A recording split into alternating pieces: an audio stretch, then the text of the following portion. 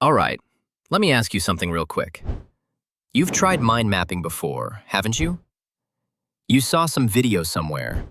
Some guy with perfect handwriting, smooth lines, beautiful branches, spreading across the page like art, colors popping, ideas just flowing effortlessly.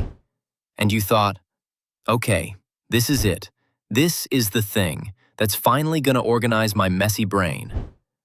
So you sat down, grabbed a fresh page, maybe even some new pens, because why not? You wrote your main idea in the center, drew that little circle around it. Felt pretty good for about 3 seconds. And then you just froze. Stared at that lonely bubble in the middle of nowhere. Tried to force out some branches. Felt kind of random, kind of forced, like you were just making stuff up to fill space. 10 minutes later, you closed the notebook, walked away, never opened it again. Sound about right? Here's what happened though. You probably thought you just weren't a mind map person. Maybe you're not visual enough. Maybe your brain just doesn't work that way. But nah, that's not what happened. At all. There's actually something else going on here. And weirdly, nobody ever explains it. So, let's fix that right now. Because here's the thing. There are some very specific reasons why mind mapping falls apart for most people. And they have nothing to do with how smart you are or whether you're creative enough.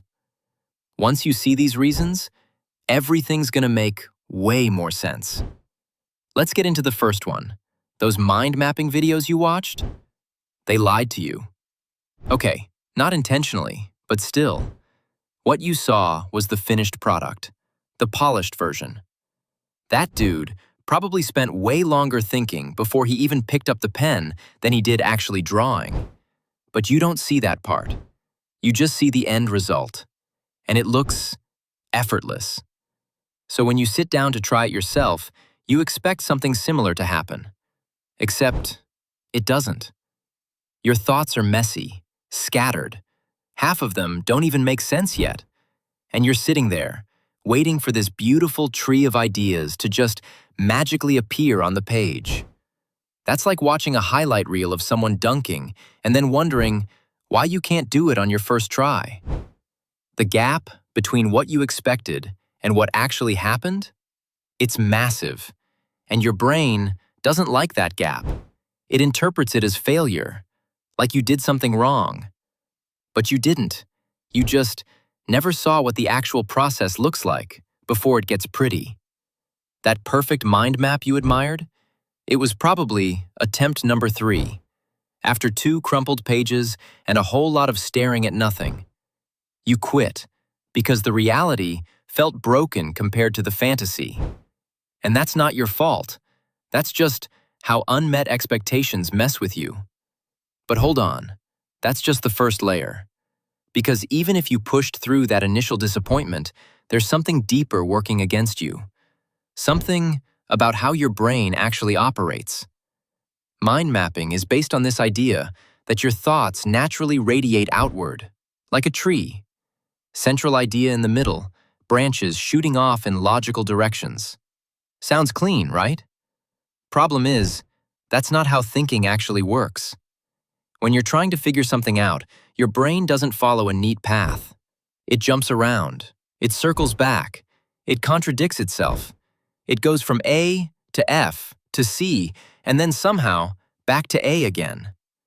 Real thinking is messy, bro. And mind mapping asks you to take that chaos and stuff it into a structured visual format. On the spot, while you're still mid-thought. That's brutally hard. It's like someone asking you to build furniture while you're still deciding what room it's going in. You haven't finished figuring things out yet, but the tool demands you organize everything, like you already have. No wonder it feels frustrating. Your brain is in exploration mode, but the mind map? It wants you in organization mode. Those are completely different gears. And grinding between them constantly, that drains you. Fast. So you're not quitting because you can't think clearly. You're quitting because the tool is forcing you to do two opposite things at the same time. Still tracking? Good, because this next one might hit a little different, but you need to hear it. Here's something people don't really talk about. Mind mapping feels productive, even when it's doing absolutely nothing for you. Think about it. You're drawing. You're writing words, connecting things with lines, maybe adding colors. The page is filling up. Your hand is moving. Brain goes, nice, we're getting stuff done. But hold up. Are you actually solving the problem? Or are you just making the problem look nicer? Big difference. Sometimes you spend 20 minutes on a mind map and then look up and realize you haven't figured out anything new. You just reorganized your confusion into a more colorful format. And here's the messed up part.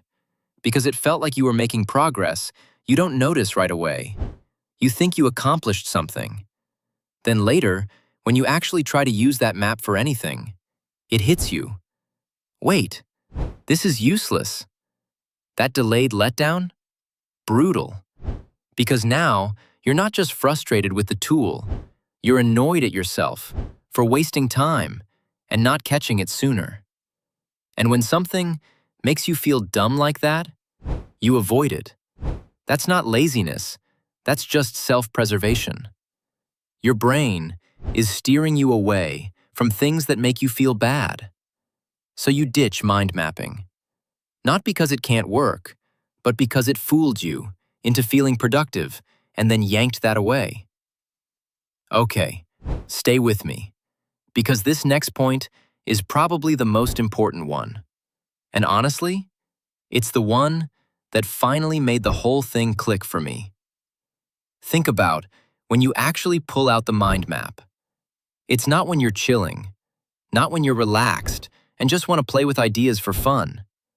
Nah, it's when you're overwhelmed, when your brain is fried, when you've got a million things swirling around and you desperately need to make sense of it all. You grab mind mapping like a life raft. But here's the issue. Mind mapping takes mental energy. You gotta hold multiple ideas in your head at once. You gotta make decisions about structure and connections in real time. That takes bandwidth. And when you're already overwhelmed, you don't have that bandwidth. You're running on empty. So you're reaching for this cognitively demanding tool at the exact moment when your brain has the least capacity to use it. It's like trying to solve a puzzle while someone's honking a car horn next to your head. Sure, puzzles aren't that hard normally, but right now, you can barely remember your own name. Mind mapping isn't broken. You're just using it when you're least equipped to handle it. And because it fails in those high-stress moments, your brain tags it as useless. But really, the timing was just terrible. One more thing, and this one's sneakier than the rest. Remember those perfect mind maps you saw online? They stick in your head. They become the standard, the benchmark for what yours is supposed to look like. So when your version looks like a toddler attacked a whiteboard, you feel like you failed. But here's what you never considered. Those pretty mind maps? They were made after the thinking was already done. They're for showing off, for presentations, not for actual problem solving.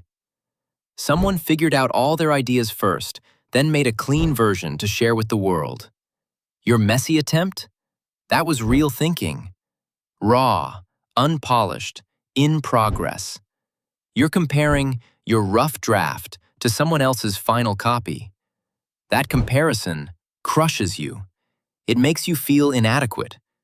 So you stop, because why keep doing something that makes you feel like you suck at it? But you didn't suck. You were just playing a completely different game and didn't even know it. So yeah, that's why you quit mind mapping. And honestly, it all makes total sense once you lay it out. You expected it to look like those videos. It didn't. Your brain was still figuring stuff out while the tool demanded you organize. That's exhausting. It felt productive, even when nothing was actually happening. Confusing as hell. You reached for it when you were already mentally fried. Worst timing ever.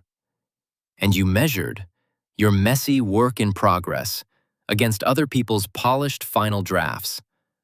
Of course, you felt defeated.